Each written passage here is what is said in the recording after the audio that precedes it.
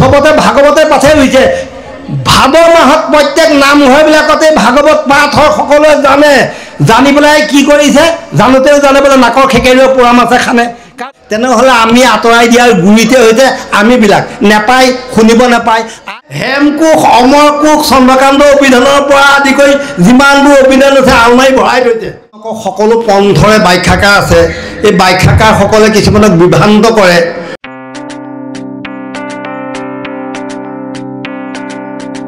আজি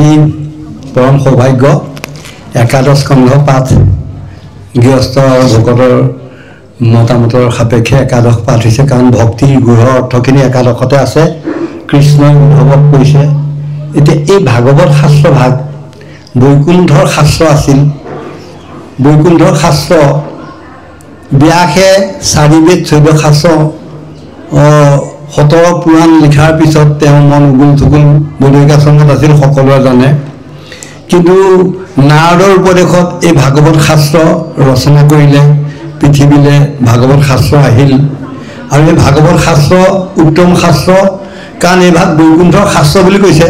বৈকুণ্ঠৰ শাস্ত্ৰ আনি পৰম উৎসুকে সংসাৰিক কৰি কৃপা পচাইলা সুকে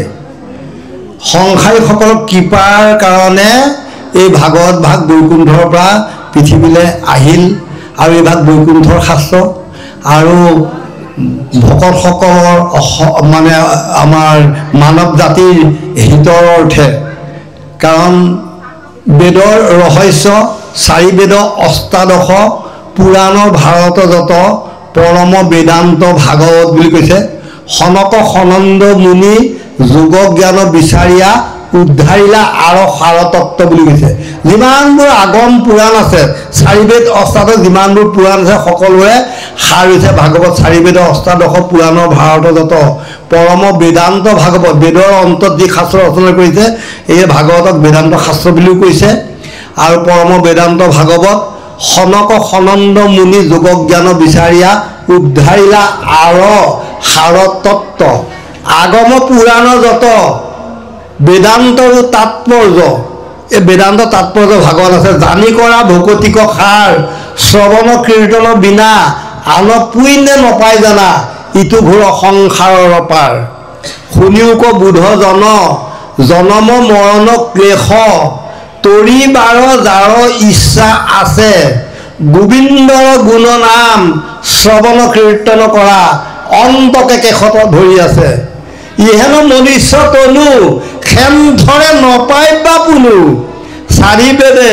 কহে নিষ্ট কৰি মাধৰ চৰণৰ কিংকৰ শংকৰে কহে সদা ডাকি বোলা হৰি হৰি এই ভাগৱত শাস্ত্ৰ যি পঢ়িলে শুনিলে অন্য শাস্ত্ৰত ৰতি নাই সমস্তৰ সাৰ আছে আৰু ভাগৱত হৈছে দৰ্শন শাস্ত্ৰ আৰু ভাগৱত হৈছে নিজক দেখা শাস্ত্ৰ দৰ্শন নিজক দেখা পায় কাৰণ তুমি জগজীৱ তোমাক পুজিলে মিলে আপোনাতে যায় যেনে মুখ শ্ৰীক প্ৰতিবিম্ব মুখে দেখৈ দৰ্পণত চাই দৰ্পণত আইনাত যেনেকৈ নিজৰ প্ৰতিবিম্ব দেখা পায় ভাগৱততো ভকতে নিজক দেখা পায় এতিয়া ব্যাখ্যাকাৰ বহুত আছে অসমত বিভিন্ন ঠাইত সকলো নাম নকওঁ সকলো পন্থৰে ব্যাখ্যাকাৰ আছে এই ব্যাখ্যাকাৰসকলে কিছুমানক বিভ্ৰান্ত কৰে অনেক মানে ভাগৱতে নোকোৱা কথা কিছুমান কৈ সমাজত বিশৃংখলৰ সৃষ্টিও কৰিছে তেনেহ'লে ভাগৱত সকলোৱে জানিলেই ভাগৱত ব্যাখ্যা কৰিব নোৱাৰে কাৰণ শুকমুনিৰ ওচৰত ইমানবোৰ ঋষি মুনি উপস্থিত আছিল দেৱ ঋষি মহা ঋষি ব্ৰহ্ম ঋষি ৰাজ ঋষি উপস্থিত থকাৰ পিছত কাৰণ বৈকুণ্ঠৰ মানে শাস্ত্ৰ ভাগৱত কাৰণ সমীক মুনিৰ অভিশাপত পৰীক্ষিতৰ 7 দিনৰ ভিতৰত সৰ্বৰজা তক্ষকে দংশন কৰিব 7 দিনত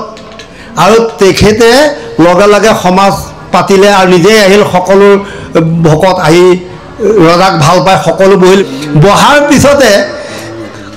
সকলোৱে নানা সিদ্ধান্ত দিলে তপ কৰা জপ কৰা যজ্ঞ কৰা হোম কৰা তীৰ্থ কৰা ব্ৰত কৰা ইমানবোৰ ক'লে তেওঁতো কেতিয়াও একখনীয়া মহাভকত গৰ্ভতে ভগৱানক পাইছে এইবিলাকৰ প্ৰতি তেওঁ সন্তুষ্ট নহয় আৰু ইমান কম দিনৰ ভিতৰত এইবোৰ তীৰ্থ ভ্ৰমণ কৰি আহিব নোৱাৰে একো কৰিব নোৱাৰে যজ্ঞ কৰিব নোৱাৰে এইবিলাকত তেওঁৰ কেতিয়াও মন নাই তেওঁ সেইবিলাকত সন্তুষ্ট নহয়, অধোমুখে বহি আছে। তেতিয়া তাত দেখোন নাৰদ আছিলে, যিজনৰ উপদেশত মহাভাগৱত শাস্ত্ৰ লিখিব লাগে। নাৰদ বদতি শুনা মহামুনি ব্যাস,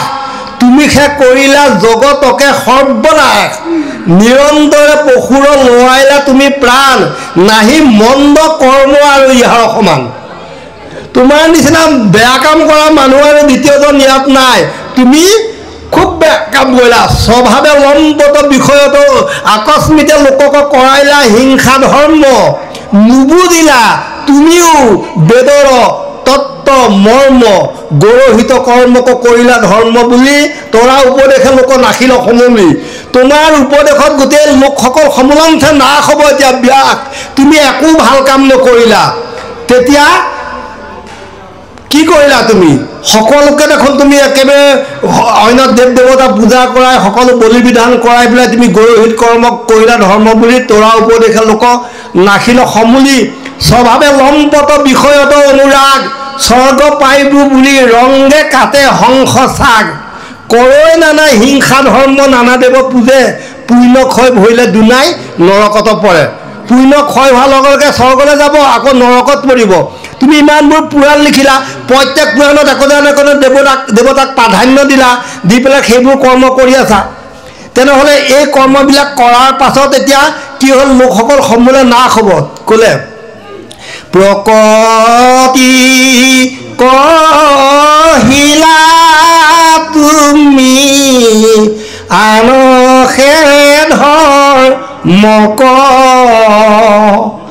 নকলা পয় খাত কৰি কৃষ্ণ কীৰ্তনক, সিজিলত মাৰ ঋষি পৰম নাই,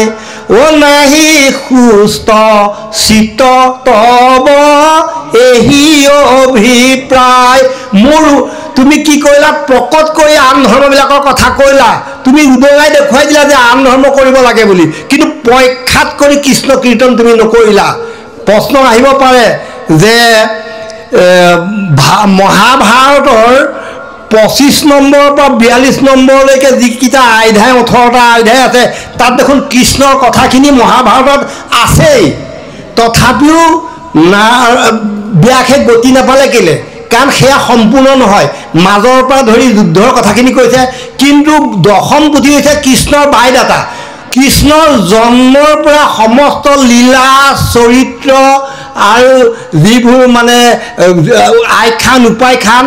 আৰু এই 10 লক্ষণেৰে বিভূষিত ভাগৱতৰ দৰে সেই মানে মহাভাৰতত যিকেইটা অধ্যায় আছে সেয়াই শ্ৰেষ্ঠ নহয়। সেইকাৰণে তুমি প্ৰকৃতি কহিলা আনসে ধৰ্মক, নকৰিলা। পৰীক্ষাত বুলি শব্দটো কৈছে, পৰীক্ষাত কৰি, পৰীক্ষাত শব্দতে কি কৈছে আপোনালোকে বুজি পাইছে? পৰীক্ষাত কৰি তুমি কৃষ্ণ কীৰ্তন নকৰিলা, সেইকাৰণে তোমাৰ সিজিল তোমাৰ ঋষি পৰম অয় নাই, নাহি সুস্থ চিত্ত তব এহি অভিপ্ৰায়। মোৰ উপদেশে কৰা ভাগৱত শাস্ত্ৰ, প্ৰচাৰক গোবিন্দ গুণনাম মাত্ৰ, শ্ৰৱণ কীৰ্তন মাত্ৰ কৰোক নিশেষ, দূৰ হওক তোমাৰ মনৰ মহাকিলে। তুমি একমাত্ৰ প্ৰভু ভগৱন্ত কৃষ্ণৰ শ্ৰৱণ কীৰ্তন তুমি নিশেষ বুলি কৈছে, তাত আৰু নাই আৰু। সেইকাৰণে শ্ৰৱণ কীৰ্তন মাত্ৰ সুগম ভকতি, অল্পতে উপজে গোবিন্দত প্ৰেমৰতি, জ্ঞানী মনুষ্যৰ এহি মানে প্ৰয়োজন কৰিব কৃষ্ণৰ মাত্ৰ শ্ৰৱণ কীৰ্তন। শ্ৰৱণ কীৰ্তনৰ কথা ক'লে তুমি মাত্ৰ গোবিন্দৰ গুণক শ্ৰৱণ কীৰ্তন কৰা। তেতিয়া ব্যাসে নাৰদৰ উপদেশত ভগৱন্তক ধ্যান কৰিলে, সদায় ধ্যানত পায়। কিন্তু সেইদিনাখন কি পালে? ঈশ্বৰৰ মূৰ্তিক পাছে কৰিলন্ত ধ্যান, হৃদয়তে কৃষ্ণক দেখিলা বিদ্যমান, বাম পাশে মায়া দক্ষিণত ভক্তি মাও, দেখি ব্যাস ঋষিৰ ৰোমাঞ্চ ভৰি লগাও। বাওঁফালে মায়াদেৱীক আৰু সোঁফালে ভক্তি মাতৃক দেখা পাইছে। দেখি ব্যাস ঋষিৰ শৰীৰ ৰোমাঞ্চ হৈছে, গাৰ নোম ডাল ডাল হৈছে, বাক ৰুদ্ধ হৈছে। তেওঁ ফেকুৰি ফেকুৰি কান্দিছে যে ভগৱন্তৰ এইটো কি ৰূপ? বাম পাশে মায়া দক্ষিণত ভক্তি মাও, দেখি ব্যাস ঋষিৰ ৰোমাঞ্চ ভৰি লগাও। সেই দেৱী দুগৰাকীয়ে কি কৈছে? মায়ে বান্ধন্ত ভক্তি মাতৃ মেলা অন্ত, দোহানো মধ্যচ ভাবে আশা ভগৱন্ত বন্ধৰ মুখ্যৰ হেতু দেখি ব্যাসৰ ঋষি ভাগৱত শাস্ত্ৰ পাছে কৰিলা হৰিকি কি দিছ মায়াই জীৱবিলাকক জৰপুৰকে বান্ধিছে আৰু তৎমুহূৰ্তে ভক্তি মাত্ৰে এফালৰ পৰা মায়াৰ বান্ধন খুলি গৈছে আকৌ জীৱবিলাকক জৰপুৰকে মায়াই বান্ধে আকৌ ভক্তি মাত্ৰে এফালৰ পৰা খুলি যায় এই দৃশ্য ইয়াৰ কাৰণ কি তেওঁ তেতিয়া বুজি পালে যে ভাগৱত শাস্ত্ৰ পাছে কৰিলা হৰিকি হৰিক মানে আনন্দ মনে ভাগৱত শাস্ত্ৰ ৰচনা কৰিলে আৰু তাত কি বুলি কৈছে আত্মহাধৰ্ম এক নামেহে প্ৰখ্যাত শ্ৰৱণ মাত্ৰকে কৰে কৃষ্ণক সাক্ষাৎ পূজা নমস্কাৰ ধ্যান সমস্ত দুষ্কৰ হৰিগুণ নাম ধৰ্ম মহাসুখকৰ স্ত্ৰী বাল্য বৃদ্ধ সমস্তৰে অধিকাৰ চণ্ডালকো কৰে নামে তেখনে উদ্ধাৰ এতিয়া ইয়াত প্ৰশ্ন আহিব যে বালকসকলক ল'ৰা ছোৱালীবিলাকক আমি সদায় আঁতৰত ৰাখোঁ এতিয়া আমাৰ শ্ৰীমন্ত শংকৰদেৱ সংঘৰ সেৱা বাহিনী হৈছে সেৱা বাহিনী হোৱাৰ পৰা আমাৰ সকলো যুৱক যুৱতীবিলাক আগবাঢ়ি আহিছে আৰু কৰোণাকান্ত কলিতা বাপ পদাধিকাৰ প্ৰাক্তন পদাধিকাৰ বাপে যুৱক সমাৰোহ আই সমাৰোহ শিশু সমাৰোহ উলিয়ালে এই যুৱকসকল তেতিয়াৰ পৰা আহিছে কিন্তু এতিয়া যুৱকসকল প্ৰায় অনুষ্ঠানবিলাকত কমি যায় আঞ্চলিকৰ যুৱক সমাৰোহ আৰু শিশু সমাৰোহত গ'লেও বাকী সময়ত দেওবাৰ পৰিলেও বন্ধবাৰ পৰিলেও যুৱকসকল নহা হৈছে কিন্তু ইয়াত কৈছে যে স্ত্ৰী বাল্য বৃদ্ধ সমস্তৰে অধিকাৰ বুলি কৈছে কাৰণ প্ৰহ্লাদে দৈত্য শিশুসকলক কেলে ভাগৱত ধৰ্মৰ কথা কৈছিল কাৰণ এনেই মানে শিঙি মাছ তাতে আকৌ বাঢ়ি গাই পুৰা তাতে তেওঁ হৈছে এজন দৈত্যৰ শিশু তেওঁ নিজেই শিশু আৰু লগৰ দৈত্যৰ ল'ৰা ছোৱালীবিলাকক ভাগৱতৰ কথা ক'লেনো তেওঁলোকে কি বুজি পাব তথাপিও কৈছিল আমাৰ কাৰণে কৈছিলে তেনেহ'লে শিশুবিলাককো দি থৈছে যুৱকবিলাকক দি থৈছে তেনেহ'লে সকলোকে দি থোৱাৰ পিছত আমাৰ এটা সময়ত এইবোৰ কৰিব নাপায় তোমালোক আঁতৰ হৈ যোৱা আমি ৰহস্য পাঠ কৰিম আমি ভাগৱতৰ কথা ক'ম তোমালোকে শুনিব নাপায় এই কথাবিলাক আমি কৈ আহিছোঁ তেনেহ'লে আমি আঁতৰাই দিলেও এতিয়া গুগলত টিপি দিলে তেওঁলোকে আমাতকৈ বেছিকৈ জানে আমি বোলে বৰবৰী কাৰ পিতেক কোৱাচোন কোনেও ক'ব নোৱাৰে নাতিনী এজন আহি পেলাই ৰ'ব ককা দেউতা মই ক'ম নহয় বৰবৰী কোন গুগলত টিপি দিলে বোলে ঘটোৎকচৰ পিতেক বৰবৰী কোৱা এইটো দেখোন কালি চৰি বোলে পৰহি গীত গালে আমি তেওঁলোকক আঁতৰাই দিলোঁ এতিয়া ল'ৰা ছোৱালীয়ে সকলোৱে জানে তেনেহ'লে আমি আঁতৰাই দিয়াৰ গুৰিতে হৈছে আমিবিলাক নেপায় শুনিব নাপায় আইসকলৰ সমাজ এখন বেলেগেই আছিলে মহিলাসকলৰ ভকতৰ লগত নাছিলে বহু বছৰৰ আগত তাৰপিছত এতিয়া শ্ৰীমন্ত শংকৰদেৱ সংঘ এখন ভাগৱতী সমাজ অন্যান্য ওলোৱাৰ পিছত আইসকল ওলাই আহি ভকতৰ সকলৰ লগত একেলগে বহি খাব পৰা হৈছে ওচৰতে এতিয়া মৈত্ৰেয়ী আশ্ৰম গাৰ্ডিয়াৰ মৈত্ৰেয়ী দুগৰাকী ঋষিৰ মহিলা ঋষি আছিল দুগৰাকী মহিলা ঋষি আছিলে কনকলতা আই গোসাঁনী বৰদোৱাৰ মহাপুৰুষ গুৰুজনাৰ নাতি বোৱাৰী কনকলতাই নৰদোৱা সত্ৰৰ অধিকাৰিণী হৈছিল নগাঁৱতো কনকলতা আয়ে শৰণ দিয়ে 14জন মহন্ত পাতি সত্ৰ কৰি দিয়ে বৰপেটা নামঘৰত বন্তিগছ ভৱানন্দ খাউত নাৰায়ণ ঠাকুৰৰ ভাৰ যায় বন্তিগছ জ্বলাইছিল বাৰাবহী আয়ে এইবিলাক আমি পাহৰি গ'লোঁ গৈ পেলাই এসময়ত আইসকলে শৰণ ল'ব নাপায় ভকতি কৰিব নোৱাৰে এনেকুৱা কথা আছিলে এতিয়া ইয়াত ক'লে যে স্ত্ৰী বাল্য বৃদ্ধ সমস্তৰে অধিকাৰ আৰু ভাগৱতৰ উপদেশত ভুৰি ভুৰি প্ৰমাণ আছে যে শুনা নৰ নাৰী উপা নৰ সমস্ত অধিকাৰ বুলি কোৱাৰ পিছত এই ভাগৱত তেনেহ'লে ভাগৱত পৃথিৱীলৈ অহাৰ গুৰিতে হ'লে এগৰাকী আই সেইগৰাকী হৈছে আইসকলৰ মাজত ভক্তি মাতৃ যদি ভক্তি মাতৃক নেদেখিলেহেঁতেন ব্যাসে ভাগৱত শাস্ত্ৰ হৰিক মনে নকৰিলেহেঁতেন কাৰণ মায়াৰ বান্ধন ভক্তি কৰিলে ছিগি যায় সেইকাৰণে ভা কাৰং ভাবুক গেয়ং গ কাৰং জ্ঞান উদ্ভৱং অ কাৰং কেৱল শৰণম বৈষ্ণৱ জ্ঞানং ত কাৰং তত্ত্ব দৰ্শনং এই ভাগৱত শাস্ত্ৰ মানে ভক্তি মাতৃক দেখাৰ লগে লগে ভাগৱত শাস্ত্ৰ ৰচনা হৈছে এতিয়া ভাগৱতৰ মানে ভক্তিৰ হেৰিটো সিদ্ধান্তটো দিলে আইসকলে বৈকুণ্ঠৰ শাস্ত্ৰ ভক্তি মাতৃ অহাৰ লগে লগে বৈকুণ্ঠ শাস্ত্ৰ ভাগৱত পৃথিৱীলৈ আহিল মায়াই বান্ধিছে জীৱবিলাকক ভক্তি মাতৃয়ে খুলিছে সেইকাৰণে আমি মায়াৰ সকলোবোৰ বান্ধ খাই আছোঁ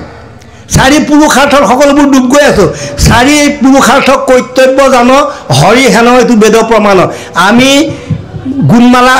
লীলামালা গাইছোঁ 14 প্ৰসংগত বোলে শ্ৰৱণে কীৰ্তনে আবে বৈকুণ্ঠক যায় ধৰ্ম অৰ্থ কাম মোক্ষ সবে আতে পায় বৰ ভাল বস্তু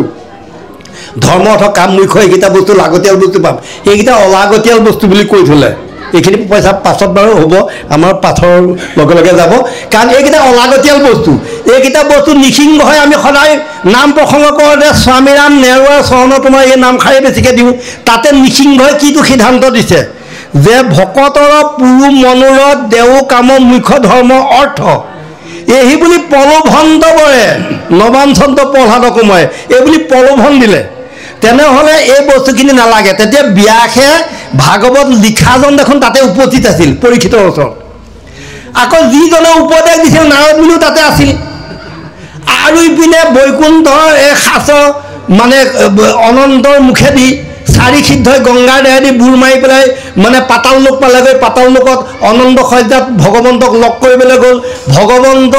অনন্ত শয্যা খালী হৈ আছে, ভগৱন্ত নাই বোলে। ক'লে গ'ল বোলে বৰুণৰ লগত কিবা জলৰ বিষয়ে আলোচনা কৰিবৰ কাৰণে বৰুণৰ ৰাজ্যত গৈ কৃষ্ণ আছেগৈ। বোলে আমি ভাগৱত শুনিবলৈ আহিছিলোঁ। বোলে তোমোৰা সব মহাভাগৱত, আকৌ আমাৰ মুখেদি ভাগৱত শুনিবানে? বোলে হয়, আমি শুনিবলৈ আহিছোঁ। তেনেহ'লে অহা দেৰি হ'ব, তোমালোক ৰ'ব পাৰিলে ৰোৱা। বোলে আমাৰ সময় নাই। তেনেহ'লে আমি কওঁ শুনা, অনন্ত মুখৰে অনন্তই ভাগৱত ক'লে সহস্ৰ বয়নে যাৰ নপাইলন্ত সীমা অধমে জানিব কেনে তোমাৰ মৰিবা। সহস্ৰ বয়নেও ভাগৱতৰ তত্ত্ব নাপায়, চাৰি সিদ্ধইও ভাগৱতৰ তত্ত্ব নাপায়। তথাপিও চাৰিটা শ্লোকত ব্ৰহ্মাক প্ৰভু নাৰায়ণে ভাগৱত দিছিলে, আৰু সেই নাৰায়ণক নাপায় অনন্তৰ মুখেদি ভাগৱত শুনিলে কোনে? চাৰি সিদ্ধই। চাৰি সিদ্ধই গৈ পেলাই সাংখ্যায়নক মুনিক দিলে, সাংখ্যায়নে গৈ পেলাই পৰাশক দিলে, পৰাশে গৈ পেলাই মৈত্ৰেক দিলে, মৈত্ৰেক বিদ্যক দিলে, এনেকৈ ভাগৱত আহিল। তেনেহ'লে তাত দেখোন পৰাশমুনি উপস্থিত আছিলে। ঋষিসকলৰ তালিকাত চাব পৰাশমুনিও আছে, নাৰদো আছে, ব্যাসো আছে। মহাভাগৱত তিনিজন মহামুনি থাকোঁতেও তেওঁলোকে যে কলি যুগত ভাগৱত শ্ৰেষ্ঠ ধৰ্ম তাক কথন মথন কৰিব লাগে, পাঠ বাখ্যা হ'ব লাগে, এই কথাটো তেওঁলোক তিনিজনে ক'ব নোৱাৰিলে। সেইকাৰণে আমাৰ এতিয়া দেধাৰ ভাগৱত বক্তা, দেধাৰ ভাগৱত বক্তাই অনেক বিভ্ৰান্তিমূলক কথা কৈ পেলাই একখনৰ বিৰোধী কথা কৈ পেলাই সমাজ মানে অশৃংখল কৰাত মানে অৰিহণা যোগাইছে। তেনেহ'লে সেই তিনিজনে নোৱাৰিলে, শুকমুনিয়ে আহি পেলাই ভাগৱত দিবলগীয়া হ'ল। সেই ভাগৱত যেতিয়া শুকমুনিয়ে পাঠ কৰি কৰি লাষ্টত যৱনিকাৰ সময়ত শুকমুখীয়ে কান্দিবলগীয়া হৈছে। শুকমুনিয়ে ফেকুৰি ফেকুৰি কান্দিছে এইখিনিতে। কতোক্ষণে মহামুনি আছে পাছে মনে গুণি মহাকষ্টে চাৰিলা নিশ্বাস কিনো দৈৱ বিধি লোকৰ নভৈল সিদ্ধি উপাসন্দে কৰিবে সৰ্বনাশ। মই যিটো দেখে ভাগত তোমাৰ আগত ব্যাখ্যা কৰিলোঁ সমস্ত জনৰ কাৰণে, মানৱ জাতিৰ কাৰণে, কিন্তু আমাৰ চিন্তা হৈছে পাখণ্ড এইবিলাক গোটেইবিলাক সৰ্বনাশ কৰিব। কতোক্ষণে মহামুনি আছে পাছে মনে গুণি মহাকষ্টে চাৰিলা নিশ্বাস কিনো দৈৱ বিধি লোকৰ নভৈল সিদ্ধি পাখণ্ডে কৰিবে সৰ্বনাশ। মহাকাৰুণিক শোকে লোকৰ নিকাৰ দেখি পৰম ব্যৰ্থিত ভৈল চিত্ত ৰাজাক বুলন্ত চাই শুনা পৰীক্ষিত ৰায় হেন মোৰ চিত্ত বিপৰীত।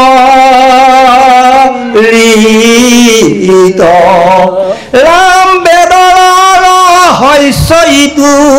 মহাভাগৱত শাস্ত্ৰ পৃথিৱীত কৰিলো প্ৰচাৰ কলিৰ মলিন লোক শুনি সবে নিস্তৰূপ অভিপ্ৰায় হেন সেয়া মাৰ। বেদৰ ৰহস্য মহাভাগৱত, বেদৰ ৰহস্য ইটো মহাভাগৱত শাস্ত্ৰ পৃথিৱীত কৰিলো প্ৰচাৰ কলিৰ মলিন লোক শুনি সবে নিস্তৰূপ অভিপ্ৰায় হেনকে মাৰ। আজি যিটো অভিপ্ৰায় আমাৰ কলিৰ মলিন লোকসকল নিষ্টৰ কাৰণে ভাগৱত, এই ভাগৱত শাস্ত্ৰ ব্যাসৰ পুত্ৰ শুকমুনিয়ে তেতিয়াই কৈছিলে যে বেদৰ ৰহস্য এইটো মহাভাগৱত শাস্ত্ৰ পৃথিৱীত কৰিলোঁ প্ৰচাৰ। কি কাৰণে কৰিলোঁ? কলিৰ মলিন লোক শুনি সবে নিষ্ঠ লোক অভিপ্ৰায় হেনখে আমাৰ জগত পৰম গুৰু ঈশ্বৰ কৃষ্ণক পুনু ব্ৰহ্মা হৰে সেবে অবিচ্ছেদ কলিত বহুতে তাক ভজি কৰিব নাপাৰিবে পাখণ্ড কৰিবে বুদ্ধিবে পাখণ্ড বুলি কৈছে যিসকলে কৃষ্ণক বাদ দি পেলাই আন দেৱ দেৱতাৰ পূজাৰ কথা কয় আনক শৰণ লোৱাৰ কথা কয় কৃষ্ণকে পৰম ঈশ্বৰ বুলি যি নাজানে আৰু লোকক আন দেৱতাৰ কথা কোৱা সকলক ভাগৱতে পাখণ্ড বুলি কৈছে পাখণ্ড আচাৰ সেই পাখণ্ড আচাৰবিলাক আঁতৰাব লাগিব একমাত্ৰ কৃষ্ণকে পৰমদেউ বুলি যি জানিছে গুৰুজনাৰ উপদেশত সেই ভাগৱতৰ কথাটো আমি ক'লো হয় এতিয়া কলিযুগত ভাগৱত গাঁৱে ভূঞে চহৰে নগৰে অলিয়ে গলিয়ে মহাপুৰুষ শংকৰদেৱৰ এই ভাগৱত বাদ দি পেলাই ব্যাসে লিখা এই 17খন পুৰাণৰ এখনো পুৰাণ ক'তো এতিয়ালৈকে পাঠ হোৱা নাই চবতে ভাগৱতে পাঠে হৈছে ভাদ মাহত প্ৰত্যেক নামঘৰবিলাকতে ভাগৱত পাঠ হয় সকলোৱে জানে জানি পেলাই কি কৰিছে জানোতেও জানে বোলে নাকৰ খেকেৰিও পোৰা মাছে খানে কাৰণ ইমানবোৰ ভাগৱতৰ একখনৰ কথা কোৱাৰ পাছতো মানুহে আনক পূজা কৰি আছে আনৰ কথা কয় আন দেৱতাৰ কথা কয় যাগ যজ্ঞ পূজা সেৱা ব্ৰতৰ কথা কয় একাদশী ব্ৰতৰ কথা কয় পিণ্ড আদিৰ কথা কয় তীৰ্থ আদিৰ কথা কয় এইবিলাক সকলোবোৰ কলিযুগৰ কৰণীয় কৰ্ম নহয় বুলি ভাগৱতে কৈছে আৰু তাকে নাজানি যে নৰ সমাজ বিপদে পৰিচালিত হ'ব শুকমুনিয়ে আগতেই জানি পেলাই কান্দিবলগীয়া হৈছিল এই ভাগৱত আজি একাদশ স্কন্ধ পাঠ হৈছে কৃষ্ণৰ মহাভকত উদ্ধৱ মানে বৃহস্পতি গুৰুৰ শিষ্য তেওঁৰ পিতৃৰ নাম উপগৌৰ আৰু তেওঁ মানে বিষ্ণু বংশত জাত আৰু তেওঁ এই ভগৱন্তৰ নিচিনা দেখিবলৈ সুন্দৰ শ্যাম বৰণীয়া আৰু ভগৱন্ত এৰা ইয়াৰ পাছতে ক'ব এৰা তেওঁৰ বস্ত্ৰ পৰিধান কৰে হালধীয়া বস্ত্ৰ আৰু আজানুলম্বিত তেওঁ মানে গোপী উদ্ধৱ সংবাদত ধুনীয়াকৈ তেওঁৰ বৰ্ণনাটো দিয়া হৈছে সেইকাৰণে সেই উদ্ধৱ মহামহন্তই গম পালে যে তেওঁ এতিয়া বৈকুণ্ঠলৈ গুচি যাব এতিয়া ভাগৱত যেতিয়া হেৰিয়ে পৰীক্ষিতে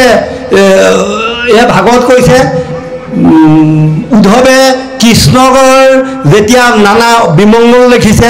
নানা বিমংগল দেখাৰ পিছত উল্কাপাত হৈছে ভূমিকম্প হৈছে তাৰপিছত গোটেই গছ বন উঘালি উঘালি পৰিছে মানে চকু পানী ওলাইছে এনে কন্দন হৈছে মানে কিছুমান তেজৰ বৰষুণ দিছে এনেকুৱা বিমংগলবোৰ দেখি বিমংগল আকলিলে দিব গোটেইবোৰ দেখি শুনি এইবিলাক মানুহবোৰ মানে সকলোবোৰ চিন্তাত পৰিছে তেতিয়া বয়োজ্যেষ্ঠ যিসকল মানে আপোনাৰ গোপসকল আহি পেলাই কৃষ্ণৰ ওচৰত খাটনি ধৰিছে উপদেশ বিচাৰিছে যে তুমি কি কৰা এতিয়া ইমানবিলাক ঋষি সাপ তুমি ব্যৰ্থ নকৰিলা ঋষি সাপত এতিয়া গোটেই যদুবংশ ধ্বংস হ'ব এতিয়া আমি কি কৰিম তেতিয়া কৈছে যে হেৰিয়াৰ এইটো দক্ষৰ 27জনী ছোৱালী চন্দনে বিয়া দিছিলে অচিনী ভৰণী কৃতিকা ৰোহিণী মৃগশিৰা আৰ্দা পূৰ্ণবসু পুইচা মঘা অশ্লেষা উত্তৰ ফাগুনী দক্ষিণ ফাগুনী পূৰ্ব ভাদ্ৰপদ উত্তৰ ভাগৱতত বাজত ৰেৱতীকে আদি কৰি যিবোৰ নক্ষত্ৰ আছে সেইবিলাক মানে 27জনী ছোৱালী দক্ষলৈ বিয়া দিছিল কিন্তু ৰোহিণীৰ লগত চন্দ্ৰৰ মানে বেছি প্ৰেম ৰোহিণীৰ লগত প্ৰেম কৰাৰ কাৰণেই বাকী ছোৱালীকেইজনে দেউতাকক গৈ পেলাই ক'লেগৈ যে পিতৃ তুমি আমাক সকলোকে বিয়া দিছিলা তোমাৰ জোৱাই অৰ্থাৎ আমাৰ স্বামীয়ে কেৱল ৰোহিণীকহে ভাল পায় আমাক বেয়া পায় তেতিয়া দক্ষই অভিশাপ দিলে যে তোমাৰ খেৰ ৰোগ অৰ্থাৎ যক্ষ্মা ৰোগ হ'ব তেতিয়া খেৰ ৰোগত ভুগি থকা চন্দ্ৰই বৃহস্পতি গুৰুৰ আশ্ৰয় ল'লে বৃহস্পতি গুৰুৱে ক'লে যে প্ৰভাস তীৰ্থ আছে প্ৰভাসত তোমালোকে গৈ পেলাই স্নান কৰিবা আৰু ঋষিসকলক দান দক্ষিণা কৰিবা আৰু তোমাৰ ৰোগ ভাল হ'ব তেনেকৈ ৰোগ ভাল হ'ব বুলি সেই আখ্যানটো যদুবংশৰ বয়োজ্যেষ্ঠ মানে বাপসকলক কৃষ্ণই ক'লে আৰু তোমালোকে এতিয়া প্ৰভাসলৈ ওলোৱা আৰু প্ৰভাসত গৈ পেলাই আমি স্নান দান তৰ্পণ কৰিম আৰু তেতিয়া হয়তো সেই বেমাৰ তোমালোকৰ যিটো ঋষি সাপ আছে মোচন হ'ব পাৰে এইটো মোচনটো নহয় কৃষ্ণইটো চালনাহে তথাপিও ক'ব লাগে কৈছে আৰু কিন্তু তেতিয়া উদ্ধৱে গম পাই পেলাই যে ভগৱন্ত এতিয়া ভূ ভাৰণ হ'ল এতিয়া এওঁ যাবগৈ আৰু সকলোকে এৰি থৈ এতিয়া গুচি যাব সাগৰ দ্বাৰকা নগৰ সাগৰত তল যাব আৰু পিৰিবে দুৰ্জনকলি গুচিবে আচাৰ হৈবে অধৰ্মত প্ৰীতি যতেক প্ৰদাৰ গোটেইবিলাক যেতিয়া অধৰ্মত প্ৰীতি হ'ব আৰু আমাকে এৰি গুচি যাব প্ৰভু তুমিতো যাবাগে আৰু মোক অকলে এৰি থৈ তুমি ইয়াত যাবানে কান্দি কাটি মোকো লৈ যোৱা তোমাৰ চৰণত দৌৰিছোঁ তুমি মোক কেতিয়াও মানে এই ভৱসাগৰত এৰি থৈ নাযাবা তোমাক এৰি পেলাই মই এখন্তকো থাকিব নোৱাৰোঁ তোমাকে আমি কলৈ যাম এনেকৈ নানা ইনাই বিনাই কান্দি কাটি উদ্ধৱে কৃষ্ণৰ আগত পৰি তুতি কৰি আছে অসময়কে অমিত তোমাৰ চৰিত্ৰ শুনে মাত্ৰ নৰে অপায়া প্ৰেম ভাৱ নেৰৈত জোপাও বিষয়কো পৰিহৰে শয়নে বুজনে স্থান গুণ প্ৰচানে সদা সেৱা কৰোঁ আমি তোমাক নেদেখি ৰাখি প্ৰাণ প্ৰভু কিমতে বৰ্তিব স্বামী অময়ী পিন্ধু চাৰ বস্ত্ৰ অলংকাৰ তোমাৰ উচিষ্ট খায়া দহাই আছে চিত কিনো বিপৰীত তৰিব দুষ্টৰ মায়া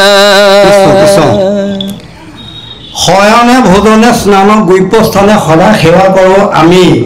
তোমাক নেদেখি ৰাখি প্ৰাণৰ প্ৰভু কিমতে বৰ্তিব স্বামী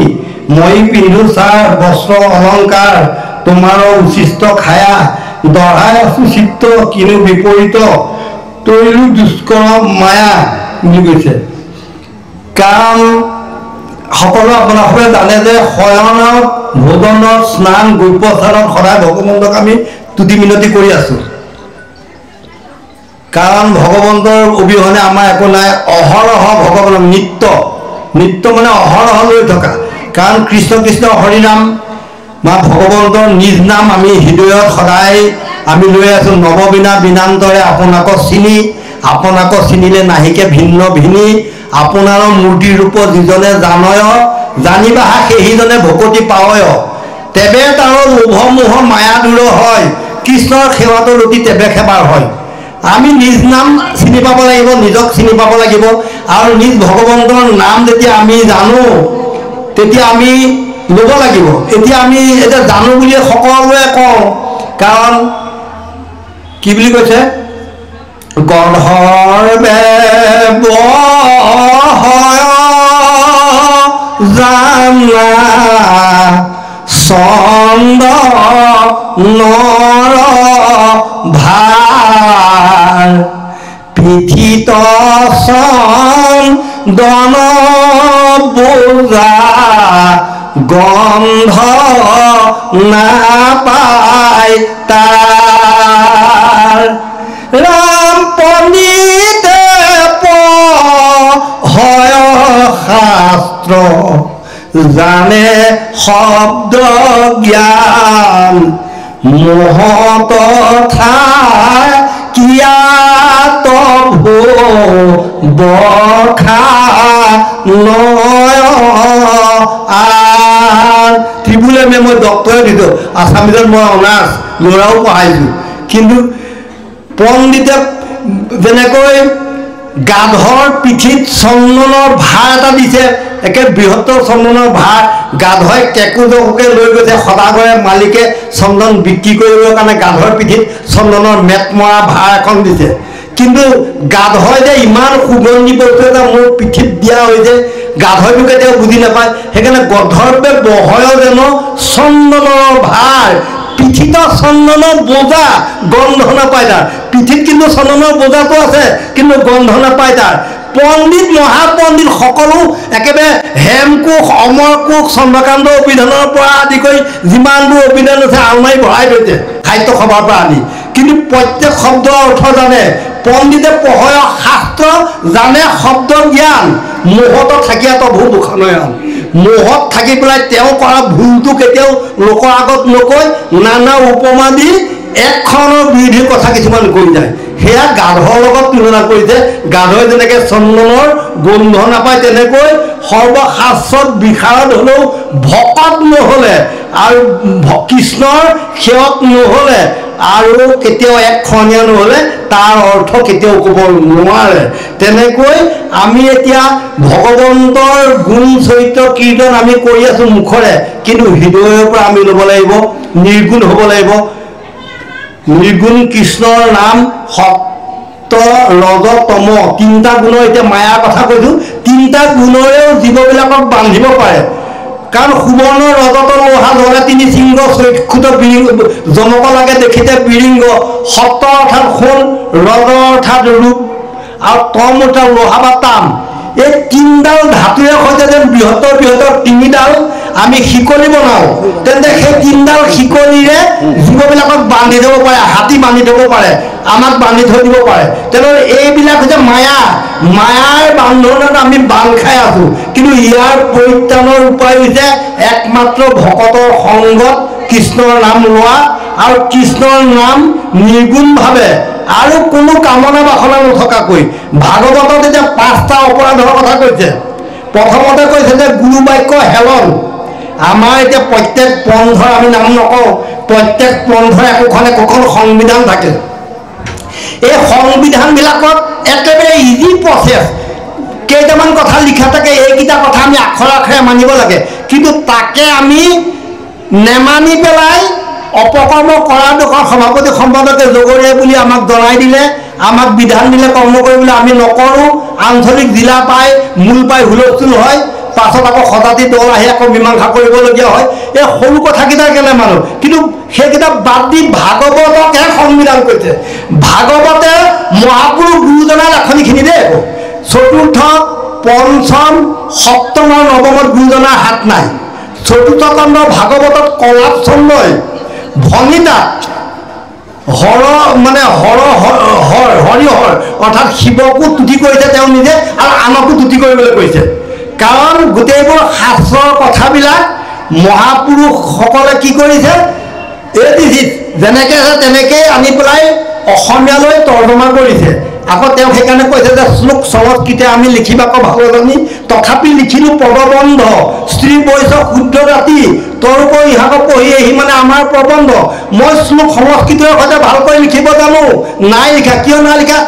স্ত্ৰী বাল্য বৃদ্ধ সমস্তই জানিব পৰাকৈ মই প্ৰাঞ্জল ভাষাত পানীৰ ভাষাত ঘৰুৱা ভাষাত মই লিখি থ'ম বুলি কৈছে তেনেহ'লে সেইবিলাক লিখি পেলাই লাষ্টত কৈছে যে আমাক নিন্দিবা পাছে টিকা ভাষ্য চাই টিকা ভাষ্যত যদি এক কৃষ্ণৰ ব্যতিৰেকে আনৰ কথা কওঁ তেতিয়া আমাক গালি পাৰিবা তেনেহ'লে কলাপ ছন্দই শেষাৰ কৈছে অষ্টম স্কন্ধ ভাগৱতত ভগৱন্ত নিজে হৰিয়ে গজেন্দ্ৰক উপদেশ দিছে যে দক্ষ 27জনী ছোৱালী যুধিষ্ঠিৰকে আদি কৰি আৰু মানে কাশ্যপমুনি ভাৰজাকীগৰাকী আদি কৰি যিমানবোৰ দেৱ দেৱতা আছে সকলোৰে নাম প্ৰাতঃকালত স্মৰণ কৰিবা মহাপুণ্য হ'ব তেনেকৈওতো কোৱা আছে তেনেহ'লে আমি ভাগৱত বুলিলে কি বুলিম সেইকাৰণে মহাপুৰুষে কোৱা কথাখিনি আমি মানিব লাগিব আমি মহাপুৰুষৰ সেৱক যেনেকৈ কীৰ্তন পুথিত অন্যান্য লিখকসকলে লিখাখিনি আনকি তেওঁ লিখা ৰেখাখিনিও আমি উপৰিশিষ্টত থোৱা হৈছে যদি কীৰ্তনতে শংকৰ ঘোষাতে মাধৱ বুলি কওঁ তেনেহ'লে আমাৰ শংকৰ ক'ত আছে কীৰ্তনত আছে কীৰ্তনৰ শংকৰ থাকিলে শংকৰ লেখনখিনি আমাক লাগিব ভাগৱতত অনন্ত কণ্ডলে মই ধৰক শেষ লিখিছে গুৰুজনাৰ পৰা উচিত ভয়খন কৰা সপোনত দেখি খুজি লৈ পেলাই লিখিছে আকৌ ভকতসকলৰ মানে অনুৰোধ কৰে আকৌ আমি চাই দিম বুলি কৈছে চাইও দিছে কাৰেকশ্যন কৰিছে আৰু কৈছে হৰ্ষ দীৰ্ঘ কৰিলা দীৰ্ঘ হৰ্ষ কৰিলা য'ত যুদ্ধ বিগ্ৰহৰ কথা দীঘল হ'ব লাগিছিল ছুটি হ'ব লাগিছিল তাত দীঘল কৰিলা য'ত ভক্তি কৰাৰ কথা দীঘল হ'ব লাগিছিল তাত ছুটি কৰিলা সেইকাৰণে তাৰ মাজত আকৌ কুৰুক্ষেত্ৰ মহাপুৰুষে নিজে লিখিছে কুৰুক্ষেত্ৰখিনি তাৰপিছতে সুভদ্ৰা হৰণৰ পৰা আকৌ বাকীখিনি অনন্ত কণ্ঠে লিখিছে অৰ্থাৎ দশম পুথি যদিও অনন্ত কণ্ঠে লিখিছে মহাপুৰুষৰ তাত মানে মনোনিৱেশ আছে আৰু তেনেহ'লে আমি এতিয়া কি কৰিছোঁ গুৰুজনাই যিবোৰ কথা কৰিবলৈ কোৱা নাই আমি তেনেকুৱা কৰ্মবিলাক কৰি আছোঁ সেইকাৰণে আমি এতিয়া এই অহৰহ ভগৱন্তৰ নাম ল'ব লাগিব স্বৰ্ণকালৰ পৰা বিহিৰ কিংকৰ পুথি সদাগৰ শ্ৰৱণ কীৰ্তন আমি খালি অহৰহ তেওঁৰ নাম পাহৰিব নালাগিব নপাহৰিবা কদাচিত বুলি কৈছে শুনাই ইটো কথা বিপৰীত হৰি পাহৰিলে খিদে পাপ নিৰন্তৰ বুলি আমাক কোৱাৰ পিছত আমি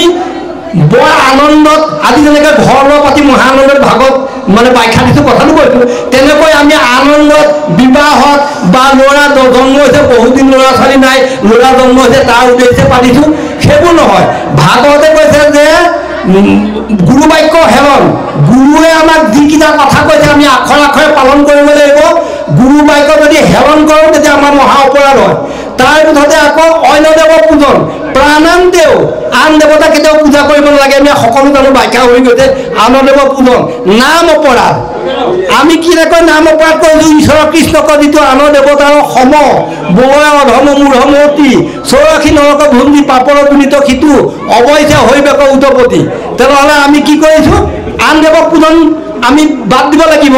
অন্য দেৱৰ পূজা আমি নাই কৰা বাৰু এইটো ব্যাখ্যাটো আহিছে অন্য দেৱৰ পূজন তাৰপিছত ভকতৰ দ্ৰোহ আচৰণ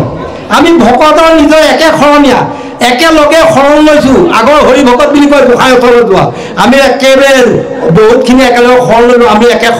একেখন প্ৰাথমিকৰে আমি ইজনে সিজনক হিংসা কৰিবলৈ এৰা নাই মাটি বাৰী সংঘাত অন্যান্য সংঘাত তেখেতৰ ছোৱালী বিয়া দিবলৈ ওলাইছে তেখেতৰ ছোৱালীতকৈ আমাৰ ছোৱালীজনীহে ভাল আছিলে দেখোন তেখেতৰ ছোৱালীবাৰ আগতে পচন্দ কৰিলে আমি আগতে খবৰ নাপালোঁ এইবিলাক মানে ভকতৰ আমি দুৰাচৰণ কৰিছোঁ এখেতৰ ঘৰত আজি হেৰি ল'ৰাই একেলগে ইণ্টাৰভিউ দিছে মোৰ ল'ৰাইও ইণ্টাৰভিউ দিছে এখেতৰ ল'ৰাই চাকৰি পালে মই নাপালোঁ কিন্তু মই জানো ভালকৈ আশীৰ্বাদ দিব পাৰিম এই এনেকুৱাবিলাক হৈছে আমাৰ অপৰাধ ভকতৰ দুৰ আচৰণ তাৰপিছত সকাম ভজন আমি আগবঢ়াই থৈছোঁ পালনাম এষাৰ পাতিম টোপোলা এটা বান্ধি থৈছোঁ ভাওনা এখন গোৱাই দিম আগবঢ়োৱা ভাওনা তাতে ভাওৰীয়াবিলাকক সেৱা কৰি একেবাৰে চেলেং গামোচা দি তৎ নাই পিছদিনা ভোজ এষাৰ দিছে তাৰপিছত আকৌ মানে মোৰ চৰাইছিলোঁ মনে মনে চৰাইছিলোঁ বোলে ছোৱালী শান্তি হৈছে বোলে দুখিলা সন্ধ্যা সেই কান্তা সুভগা দুভগা প্ৰতিহীনা বেইচা এইবোৰ যুগ আছে মনে মনে এইবোৰ কৰিব গৈছে বোলে মোমায়েকৰ ঘৰৰ মানুহে কৰিছে আমিতো কৰা নাই সেই মনে মনে কৰি এই নাম খাই যে 15 দিনৰ পাছত হ'ল কিয় হ'ল 9 দিনত 7 দিনত তুলিবলৈ কৈছে 7 দিনত তুলিলি 9 দিনত তুলিলে ব্ৰতকেইটা আছে মানে সেয়াটো গোপিনীয়ে কেতিয়াও সোধা নাই তেনেহ'লে এইবোৰ ইমানবোৰ কৰ্ম কৰি পেলাই আমি সকাম ভজন ল'ৰাই পৰীক্ষাত পাছ কৰিব লাগে বুলি পায়স অকণমান দিয়া তাৰপৰা কোনোবা মন্দিৰত গৈ পেলাই শৰাই এভাগ মনে মনে দি থৈ অহা বা পাছ কৰিলে ভালকৈ নাম এষাৰ গোৱাম চাকৰি এটা পাম তাৰ প্ৰথম দৰমহাহে নাম এষাৰ গোৱাম এইবিলাক সকাম ভজন এই 5টা অপৰাধৰ পৰা যেন আমি বাচিব পাৰোঁ তেতিয়াহে একশৰণীয়া বুলি আমি ক'ব পাৰিম আৰু নিজে ক'ব পাৰে পৰীক্ষাত ল'ৰাই লিখি কি আহিলে ঘৰত সুধিলে বোলে মই পাছ কৰিম 100ৰ ভিতৰত 100 নাপালেও মানে 90 মই পাম মই পাছ কৰিমেই মানে ল'ৰাই জানে কনফিডেন্স আছে কাৰণ আমি ভকতি যে কৰি আছোঁ ইমান দিনে আমি ভক্তিত উত্তীৰ্ণ হৈছোঁ নে নাই আমি মনে মনে আমাৰ কিবা দুৰ্বলতা আছে নেকি আমি সম্পূৰ্ণ একখনীয়া কিয় নহয় একখনীয়া মানুহে মই বুলি ক'লে মৰিব আশীৰ্বাদ দিবলৈ ময়ে কঁকালৰ বিষত মৰি আছোঁ এখেতৰ ঘৰত ভালকৈ জলপান এটা খুৱাবলৈ মাতিলে আশীৰ্বাদ দিছোঁ কঁকালৰ বিষ ভাল হওক বোলে ময়ে কঁকালৰ বিষত মৰিছোঁ যদি ভাল কৰিব পাৰে নিজৰ কঁকালৰ বিষটো নিজেই ভাল কৰি লোৱা এই তেনেকৈয়ে আমি যিবোৰ সকাম ভজন আৰু অন্য দেৱতাক পূজা এইবোৰ এৰিব লাগিব তাৰপিছত শয়নে ভোজনে শয়নততো ভগৱানৰ শয়নে পদ্মনাভী ভগৱন্তৰ নাম ল'লোঁ যিবোৰ যিমান দূৰ কৰিলোঁ সেইবোৰ ভগৱন্ত জ্ঞানে অজ্ঞানে 14 ইন্দ্ৰিয়ে মনৰে বুদ্ধিৰে চিত্তৰে যিবোৰ দিনত কৰ্ম কৰিলোঁ সকলোবোৰ কৰ্ম তোমাৰ পাদপদ্মত অৰ্পণ কৰিছোঁ কৰ্মত যদি কিবা ছিদ্ধ হৈছে সৰ্বছিদ্ধ নিষিদ্ধ কৰিব বুলি সেৱাভাগ ল'লোঁ শয়নত ভোজনত আমি ভগৱন্তৰ নাম ল'লোঁ ব্ৰহ্মা আদি কৰি যত দেৱ আছে মোকক সেৱা কৰি খায় তোৰ ঘৰে আজি গৰু চাৰি ভুৰ কৰা ভাতকে খায় কাৰণ মানে ভগৱন্তৰ সেৱা কৰি সকলো জীৱই খায় আমি শয়নে ভোজনে স্নান গা ধোতে নারায়ণ নারায়ণ বলে গা ওম গঙ্গেশ্বর জন্মেশ্বর গোদাবরী সরস্বতী নর্মন্দে সিন্ধু কাবেরী জলহস্তিন ইহ সন্নিধি কুরুক্ষেত্র গয়া গঙ্গা প্রভাস পুষ্করামিশ্ব পুণ্য নেতানি তীর্থানি স্নান কাল ভবনীয় বুলি আমি গা ধুলো ধুই পেলাই শয়না ভজনাশ্ৰমক গুপ্য স্থান কৰিব এতিয়া গুপ্য স্থান এতিয়া অপেন চিকাৰ সকলে যেনে বোলে মোৰ ল'ৰাটোক বিয়া পাতিছোঁ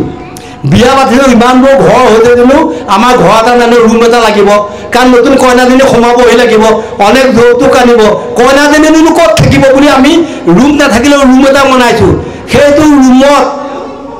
আগৰটো আৰু সেইটো ৰুমত বাঢ়ি গাই লাগিলে ফটা কাপোৰ এখন ফটা মেখেলা এখনকে পাৰি আগৰ বোৱাৰীবোৰ মাটিত শুইছিল সেই বিচনাখন নোচোৱে সেই বিচনাখন চোৱা বুলি কয় জীয়া চলি এটা থাকিলেও তাৰ পৰা নানেগৈ সৰু ল'ৰা এটা মাতি পেলাই আনে তেনেহ'লে এই এনেকুৱা এটা আবুৰ আছিলে আৰু সেইটো ৰুমত কেতিয়াও নোসোমায় কিন্তু ভগৱন্ত কৃষ্ণ সোমাইছিল আকৌ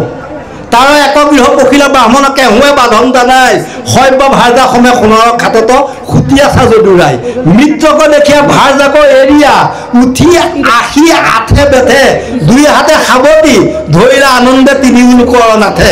সখীক আলিংগী আতি প্ৰীতি পাইৰা আনন্দে লোটক দৰে সোণৰ খাটত বসুৱাইলে আনি ধৰিয়া আতি খালৰে কৃষ্ণই বিপদ আমোদক বহুৱাইছিল কিন্তু বাকীসকল এই ৰুমটোত নোসোমায় সেইটো হৈছে একদম মানে গুপ্য স্থান সেই গুপ্য স্থানত যদি আমি চতুৰ্থ পহৰত যদি আমি মানে আইগৰাকীৰ ওচৰলৈ আমি যাওঁ চতুৰ্থ পহৰত যদি আমি বিহাৰ কৰোঁ তেতিয়া আমাৰ শুভ সন্তান এনেই জন্ম হ'ব আৰু সেইখিনি সময়ত আমি ভগৱন্তৰ নাম লৈছিলোঁ নে নাই পূৰ্বতে আছিলা তুমি পিতৃ নামে সতী বসুদেৱ আছিলা সুতপা প্ৰজাপতি সেইসকলে ধ্যান কৰিছিল ভগৱন্তক যাতে পুত্ৰ হিচাপে পায় ভগৱন্তৰ নিচিনা এটা সন্তান কেনেকৈ পাব ভগৱন্ত নিজে আহিব লাগিব মোৰ নিচিনাটো দ্বিতীয়জন কৰিব নোৱাৰোঁ সেইকাৰণে ভগৱান নিজে আহিল তিনি জন্মৰ পিছত তেতিয়া আমি সেইখিনি সময়ত আমি ভগৱন্তৰ নাম লৈছিলোঁ নে নাই পাছৰ ল'ৰা ছোৱালীখিনি কোবাই মৰিয়াই পেলাই আমুকৰ পুতেক দেখিছ কিমান সাধু কিমান ভাল কিমান ডাঙৰ চাকৰি কৰে ইমান পঢ়া শুনাত ভাল তইহে দেখিছোঁ মহা বদমাছ অঘাইতং হলি তই মোৰ নাম লুকুৱাবি যেন পাইছোঁ হেৰ কাৰ গাত দোষ ল'ৰা জন্ম হোৱাৰ আগত গুপ্য স্থানত তুমি ভগৱন্তৰ নাম কিয় নল'লা বাৰু ভগৱন্তক সমস্ত সমৰ্পণ কৰি এটি শুদ্ধ সন্তান কিয় নিবিচাৰিলা আৰু সময়লৈ কিয় অপেক্ষা নকৰিলা চতুৰ্থ পহৰত কিয় নাৰী গমন নকৰিলা তাৰ আগত কিয় গৈছিলা এই কথাবিলাকতো আমাৰ আছে সেইকাৰণে শয়নে ভজনে স্নানৰ গুপ্য স্থানে সদা সেৱা কৰোঁ আমি তেনেহ'লে আকৌ কৈছে যে মই পিন্ধো চাৰ বস্ত্ৰ অলংকাৰ তোমাৰ উচিত খায়া মই যিবোৰ বস্ত্ৰ পৰিধান কৰিছোঁ সেইবোৰ তুমি এৰাহা বস্ত্ৰ আৰু তুমি যিখিনি খাই এৰা সেইখিনি মই সেৱন কৰিছোঁ মই পিন্ধো চাৰ বস্ত্ৰ অলংকাৰ তোমাৰো উচিত খায়া তোমাৰ মই উচিত তুমি এৰাখিনি মই ভয়খন কৰিছোঁ আৰু কৈছোঁ যে এই বাপে কোৱা কথাটো যে আহিব দহাই আছোঁ চিত্ত কিনো বিপৰীত তৈৰি দুষ্কৰ মায়া মই চিত্তখন দৃঢ়তাৰে সৈতে তোমাৰ চৰণত শৰণাপন্ন হৈছোঁ আৰু এইটো কিনো বিপৰীত আৰু মই মানে দুষ্কৰ মায়াই এৰোঁ কাৰণ শিৱই মায়া এৰিব নোৱাৰে মহাবৈষ্ণৱ কাৰণ মদনকো দহি আছোঁ আত্মশংকা নাই কি কৰিব পাৰে মোৰ স্ত্ৰীৰ মায়াই শিৱই নাই পৰা কোনেও নাই পৰা আৰু তুমি মায়াক মানে হেৰি দুষ্কৰ মায়া তৰিলোঁ বুলি তুমি বৰ অংগীকাৰ কৰিলা তুমি বৰ মানে অহংকাৰ কৰিলা আৰু তুমিতো যাবই নোৱাৰা বৈকুণ্ঠলৈ কাৰণ মোৰ লগত এজন দেৱতা আহিছিল সেইজনৰ নাম হৈছে দাৰুক দাৰুকজন যেতিয়া জৰাখণ্ডৰ যুদ্ধত বৈকুণ্ঠৰ পৰা যিখন ৰথ আহিছিল সব্য সুগ্ৰীৱ মেঘপুষ্প বলাস চাৰিটা ঘোঁৰাৰে সৈতে যিখন ৰথ আহিছিল তাৰ চালকজন তাৰ মানে ৰথৰ সাৰথীজন হৈছে এজন দেৱতা দাৰুক দাৰুক পৃথিৱীলৈ অহাৰ লগে লগেই কৰ্মবন্ধত বান্ধ খাই গ'ল উদ্ধৱক সন্মুখী মাতন্ত কৃষ্ণে পাছে কৰ্মবন্ধ এৰাইবে প্ৰবন্ধ যাৰ আছে কৰ্মবন্ধৰ পৰা এৰাবৰ কোনো খাদ্য নাই দেৱতাজনে পৰা নাই আৰু তুমি মই খাই এৰা অৱশিষ্ট গ্ৰহণ কৰিলোঁ বোলে তুমি যাব পাৰিবা নেকি তথাপিও বৰাই বুজাই মানে ভকতৰ দুখ দেখি তাৰপৰা ক'লে তুমি বদৰিকাশ্ৰমলৈ যোৱাকৈ জন লোকত য'ত নৰনাৰায়ণৰ ৰাজসভা এতিয়া আকৌ যিখন বদৰিকাশ্ৰম সেয়া বদৰিকাশ্ৰম নহয় আকৌ এয়া এতিয়া পৃথিৱীত মনুষ্যই পতা বদৰিকাশ্ৰম কিন্তু সেই বৈকুণ্ঠৰ জন লোকত যি বদৰিকাশ্ৰম আছে য'ত নৰনাৰায়ণ ঋষিয়ে ধ্যান কৰি তুমি তালৈ যোৱাকৈ মোৰ খৰম লৈ যোৱা আৰু তাত একান্ত মনে ভাগৱত ধৰ্ম গ্ৰহণ কৰিবা অমোহৰ চৰণ চিন্তি যথাত ভকত থাকে সেই পুণ্য স্থান মোৰ অমৃতৰ কথা ধাৰায় হয় যথা অতাক যিটো জনে কৰে মোৰ অমৃতৰ কথা য'ত ধাৰাসাৰ বৈ আছে তুমি তাত ভাগৱত ধৰ্ম গ্ৰহণ কৰাগৈ তাৰপিছত তুমি বৈকুণ্ঠলৈ যাবা বুলি মানে উদ্ধৱক প্ৰবোধ দিছে আৰু বৈকুণ্ঠলৈ সকলো যাব নোৱাৰে আজি আমি হেৰি এই বহি থাকোঁতে এখেতৰ ককায়েক গুৱাহাটীত আমাৰ ঈশ্বৰ বাপে সেই প্ৰশ্ন এটা কৰিছিল যে আমি ভকতক বৈকুণ্ঠগামী হ'বলৈ কওঁ বৈকুণ্ঠগামী কোৱাৰ বাহিৰেতো আমি অন্য স্বৰ্গলৈ যাব বুলি ক'ব নোৱাৰোঁ কিন্তু বৈকুণ্ঠগামী ক'বই নালাগে নহয় আমি বৈকুণ্ঠ ইমান এটা বস্তু ব্ৰহ্মাণ্ডৰ বাজে আছে কৃষ্ণৰ নগৰ য'ত ব্ৰহ্মাণ্ডৰ বাজত পুৰুষোত্তম বৈকুণ্ঠ আছে সেই বৈকুণ্ঠত যাবলৈ কাৰো ক্ষমতাই নাই আমি আকৌ যাকে তাকে আশীৰ্বাদত বৈকুণ্ঠগামী হোৱা কিবা হোৱা এইবোৰ মহাভকত নহয় যাতে সকামৰ দিনাখন বৈকুণ্ঠগামীৰ কথাটো কওঁ ইতিমধ্যে তেওঁ যেনে জোকে তিনপালে আৰু ট্ৰেইনেৰে আকৌ একাদশ দিৱসৰ দিনা আকৌ বৈকুণ্ঠলৈ যাবলৈ আমাৰ কোৱাৰ কোনো অধিকাৰেই নাই তেনেকুৱা নিচিনা কথা সেইকাৰণে কৈছে যে উদ্ধৱক সেই জন লোকৰ য'ত নৰনাৰায়ণৰ ৰাজসভা আছে মানে ভাগৱত ধৰ্ম গ্ৰহণ কৰিছে তাত মোহৰৰ অমৃত কথা ধাৰায় বহয় যথা তাক যিটোজনে কৰে পাণ তুমি তালৈ যোৱাগৈ তুমি মোক লৈ যোৱা বুলিলে নিব নোৱাৰা তুমি মোৰ বস্ত্ৰ পিন্ধিব পাৰা মোক খোৱা এৰা অৱশিষ্ট গ্ৰহণ কৰিব পাৰা তুমিতো কেতিয়াও মায়া কেতিয়াও দূৰ কৰিব পৰা নাই কাৰণ তোমাক দেখুৱাই দিলোঁ উদ্ধৱ গোপী সংবাদত গোপীসকলৰ পদৰ ধূলি উদ্ধৱে বন্দিলে গোপীৰ ধূলি তাক মূঢ়জনে কি নিন্দে কি বুলি তুমি গোপীসকলৰ ভক্তি দেখি মূৰত সেই ধূলিৰ টোপোলা লৈ আহিলা দেখি পেলাইও তুমি আকৌ এতিয়া দুষ্কৰ মায়া তৰিলো বুলি কৈছা তুমি থাকিব লাগিব পৃথিৱীত ভাগৱত ধৰ্ম গ্ৰহণ কৰি থাকা আৰু তুমি আমি দুই গ'লে মিলিবে অনৰ্থ লুপ্ত ভৈল জ্ঞান এইটো ভকতিৰ পথ ভক্তিটো লুকাই যাব তুমি ভকতি প্ৰৱৰ্তাই থাকা বুলি উদ্ধৱক কৈ গৈছিল কিমতে ভকতি কৰিব তোমাত হৰি হৰি হৰি